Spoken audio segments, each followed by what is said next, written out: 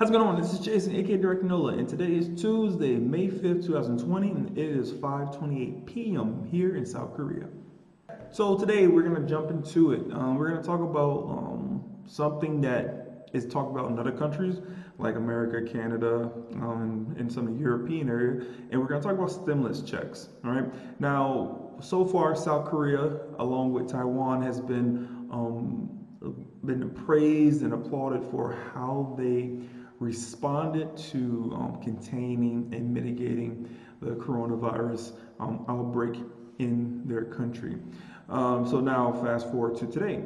Now, South Korea, just like most other countries who are trying to figure out how to keep their economy going and trying to cushion any kind of economic impact due to the coronavirus. So, starting today, or yesterday, South Korea begins offering coronavirus relief funds. That is correct. South Korea is releasing. They got their own stimulus package essentially. Now, if you've seen the title of my video where it says $327 stimulus check in South Korea, that was not clickbait. That is a legitimate amount of money that some people will receive here in South Korea.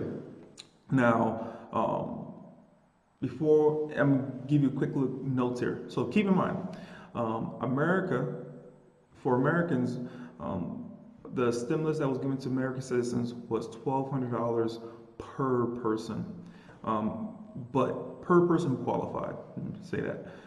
Then people in Canada, they received 2,000 Canadian dollars, which is worth 1,400 American dollars. Now, looking at Korea's packages. Now, Korea has like 4 different tiers. Now, if you're a single person household, you would get $327 or 400,000 won. If you're a 2-member household, you would get $491 or 600,000 won. If you are a 3-member household, you would get $655, which is like 800,000 won. Now, if you want to max out and get the $819, which is like 1 million won, you have to be in a household of 4 or more. Yes. So with the South Korean stimulus package, the lowest you can get is $327, and the highest you can receive is $819. Yes, that is the South Korean stimulus package that they have put together for their citizens, essentially just to make sure people are consuming. So let me read the article from the Korea Times. In this label, South Korea begins offering coronavirus relief funds by John Ji Hee. The government begins to offer emergency disaster relief funds to some 2.8 million households Monday as part of efforts to minimize the economic fallout from the COVID-19 pandemic by boosting consumption, according to the Ministry of Interior and Safety. Eligible households include those living off the government's livelihood support, the basic pension, or disability programs. Those households can receive cash payouts up to 1 million won, which is today's dollar value is $819, without going through a separate application process. The amount depends on the number of family members. 400,000 won for single person household, 600,000 won for 2-member household, 800,000 won for 3-member household, and 1 million won for households with 4 or more family members. The cash payments are made into the same bank accounts they use to receive the government assistance, the ministry said. The cash payments are made into the same bank accounts they use to receive the government assistance, the ministry said, noting that the time of receipt could. The cash payments are made into the same bank accounts they use to receive the government's assistance, the ministry said, noting that the time of receipt could vary according to the region.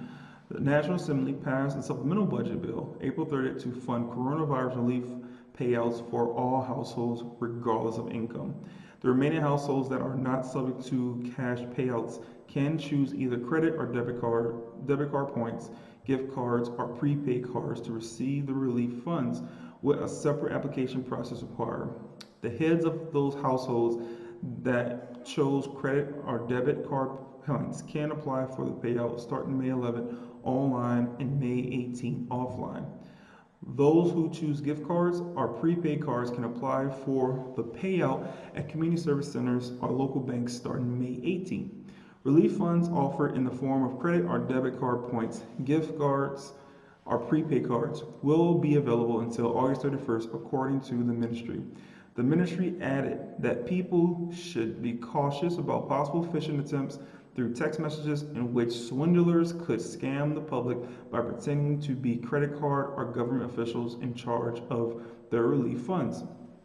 Text messages sent by the government, municipal administrations, or credit card companies in relation to the relief funds do not include web addresses. People should not click any web links if they receive such messages, a ministry official said. So that's the kind of like the bulk of their stimulus. Now, here's some things with it. Foreigners, as far as I understand, foreigners here in Korea are excluded from this. Yeah, kind of sucky, right? And there's an article talking about that expats ask for universal basic income amid COVID-19 crisis. Now, for those of you, there's a lot of foreigners here in South Korea, a nice amount. But some go to school here, some work here, some even married to Korean nationals as well. Now, me, I don't fit within the typical foreigner group because I'm here in Korea based off of me working in the United States military. So I'm not in that. We don't get counted in that group. So I'm more looking outside looking in on this situation for some of these foreigners. But yeah, so a lot of foreigners, they signed a petition. This is one article right here. I'm not going to read all of it. I'll put the link. I'll put the link with the rest of the articles in the description box. But foreigners, this was made on April 2nd. All right. If I've been reading correctly, foreigners was not included in the national package. So if you don't know, in South Korea, there's people who go to school here, work here, and they're married to Korean nationals. I'm not included in that group because I'm here I'm here underneath the military, so I don't really get included in that group, even though I'm married to a Korean national. But I don't get counted towards that. Now, early on last month, expats that heard about this stimulus package, they kind of had some issues because they wasn't included. And as you can see, foreign workers in Korea are asking for universal basic income amid the COVID-19 pandemic, saying excluding them from access to the benefit will be a violation of the United Nations Human Rights Treaty. So more than 10,000 people have signed a petition urging the central and local governments to provide financial support to everyone, including all tax-paying foreign workers who are also suffering the economic fallout from the crisis. And I'm not going to read all of it. I'll put the link down below. Now, fast forward to this month, April 4th, you will see one area in Korea, Buncheon, offers stimulus money to foreigners, including undocumented ones. Now, Buncheon, if you're in that area, you can be eligible to receive 50,000 won, which is $41, in aid in the Buncheon area. And there's more to it. Like I said, I'll put this article down below. And now there's another reason, Gwanji, to offer universal basic income to marriage immigrants permanent residents. I'm reading there. So the Gwanji provincial government will offer universal basic income to marriage immigrants and permanent residents amid the COVID-19 pandemic. Governor Lee Jae-myung said Sunday that F5 and F6 visa holders will also be eligible to receive 100,000 won, which is equal to $82, just like Korean citizens. Initially, all foreigners were excluded from access to the benefit. It will be difficult to offer the relief money to all foreigners, such as undocumented ones and short-term visitors, Lee said on Facebook. However, marriage immigrants are spouses of Korean citizens, and it is a trend that permanent residents around the world are not discriminated against when it comes to such benefit. The move followed a petition urging the central and local governments to provide financial support to all tax-paying foreign workers who are also suffering the economic fallout from the crisis. The petition on the Chonghua Day website has gathered 14,000 signatures over the past 3 weeks. There are 48,000 foreign spouses and 60,000 permanent residents in Guangxi province. So that's Guangxi. So there's two regions in South Korea that's gonna make, I guess, like stimulus packages for foreigners, but each area has different money amounts. As you can see, like one area is only offering $41, another area is offering $82. So that's interesting. So there you have it. This is the stimulus package, and this is just my notes I had. I was reading off of, so, but you can see the different amounts of money that America did, Canada did, and what South Korea is doing. And I just look at that. Think about that. One person in America received $1,200, and one person in Canada received $1,400. Now, if you're a single person in Korea, you was getting $327. Like, so that makes me wonder. That brings some questions to mind. What dictated in Korea this amount?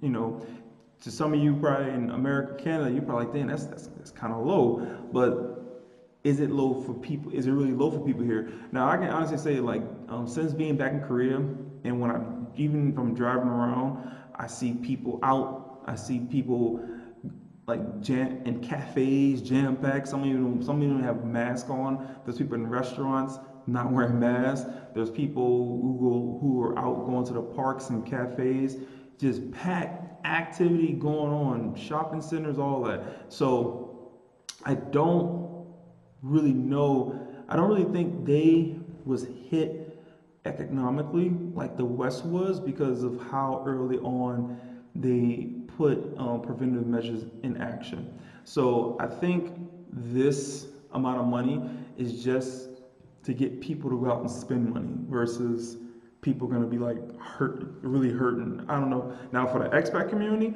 I know for sure a lot of them are hurting because a lot of them some lost their jobs, some got their jobs temporarily paused. So I know for sure the foreign community here in Korea took a much bigger hit, big time, extremely big time, right? Even their businesses started hurting, all that. And already in Korea, it's very difficult for foreigners to get access to capital compared to a Korean national. So in Korea, I don't think Koreans took as much of a hit compared to the foreign community. I honestly think the foreign community here took a much bigger impact, especially those who teach at these schools, who here in Korea teaching English in these schools, because a lot of the kids didn't go to school because Korea said, hey, shut it down. So a lot of teachers, someone's getting paid. I don't know all the details on their payment, but then again, like I'm saying, some businesses, hey, shut it down. And just like in like the news don't really talk about it, but even some of the foreigners some businesses wasn't going to do business with some of the foreigners here because, you're a foreigner, you might have the virus.